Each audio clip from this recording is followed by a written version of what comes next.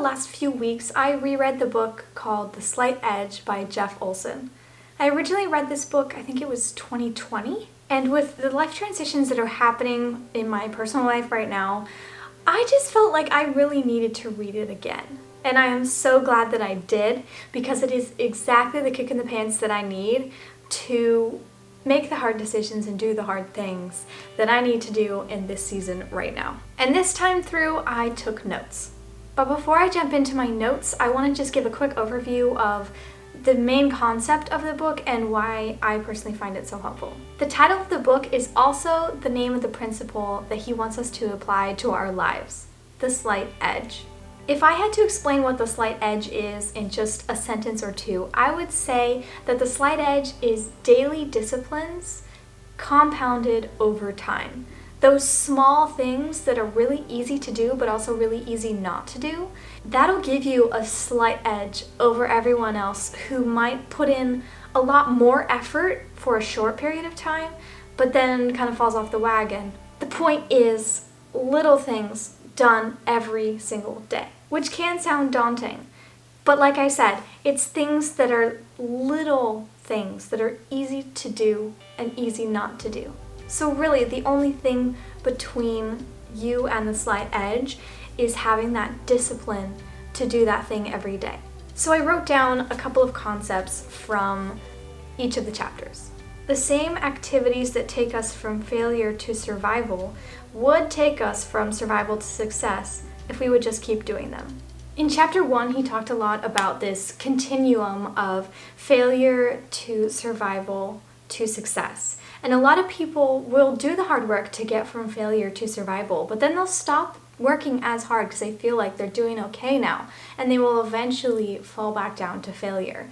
But if they only kept doing those things that they were doing to get them to survival, they would eventually reach success. And he experienced this in his own life with a company that he started. He was working really hard, he got it up to survival and even a little bit into success, and then he stopped doing those little things that he had been doing and eventually found himself bankrupt. In chapter 2, he talked a lot about the concept of do the thing and you shall have the power. He quotes it a lot throughout the entire book. A lot of us are afraid of failure because society tells us that if you don't measure up to this or this or this, you're failing, and if you fail, you're done for.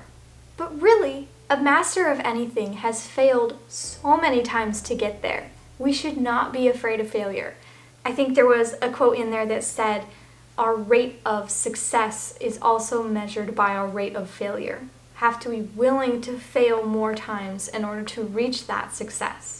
In chapter 4, he gave a startling statistic that said that only 5%, 1 in 20 people, will actually achieve the success that they desire. The other 19 people just won't do the things that they know they need to do to get there. They'll want to, badly, but they won't actually take the disciplined action to get from where they are to where they want to be. And if that's not sobering, I don't know what is. In chapter 6, he talked a lot about how we generally see these overnight successes, and they actually aren't overnight. They have been putting in a lot of work silently, unnoticed, for years, and that quantum leap is something that does happen. There is a quantum leap because by definition a quantum leap is when the reaction has slowly built up to the point that it just explodes. But there were all those little building points before the explosion. So quantum leaps do happen, but only as the end result of a lengthy, gradual buildup of consistently applied effort. No success is immediate, no collapse is sudden. In chapter 9, he said, you have to start with a penny. Earlier in the book, he had included an allegory about a man with 2 sons, and he was on his deathbed and he told them, I give you 2 choices. Either I can give you a penny today and my steward will keep it and it will double every day for the next month, or I can give you $1 million to do whatever you want with. The one son chose the penny and the other chose the $1 million. The one who chose the $1 million went out and started a company, but at the end of the month, he ended up bankrupt and owing more than the original $1 million. But the other brother who chose the penny that doubled every day ended up with well over the million that the other brother had been given. So in chapter 9, he was really driving home the idea that yes, compounding effort will give you a huge advantage, but you still have to start with a penny. And only you know what your penny is. What is that sacrifice, that little bit of effort that you know you need to make right now in order to start that ball rolling to get where you want to go?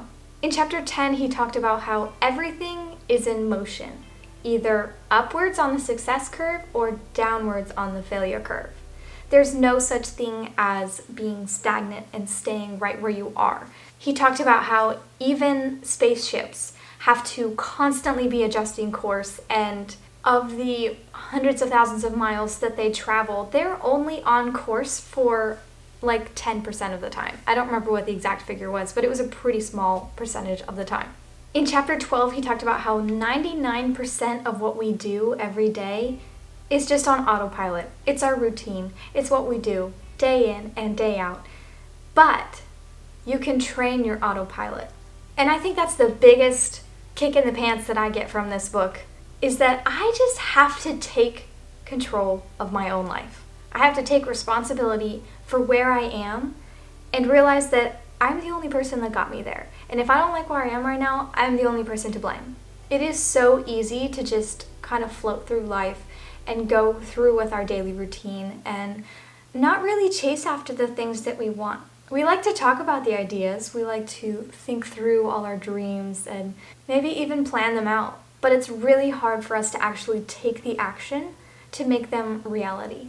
So what he is trying to drive home in this book is that we totally can achieve our goals, and the only thing that's standing in our way is that discipline to be able to do those little things that are easy to do and easy not to do day in and day out, because the compounded effort over time will ultimately lead us up the success curve and allow us to achieve those things that we so badly desire.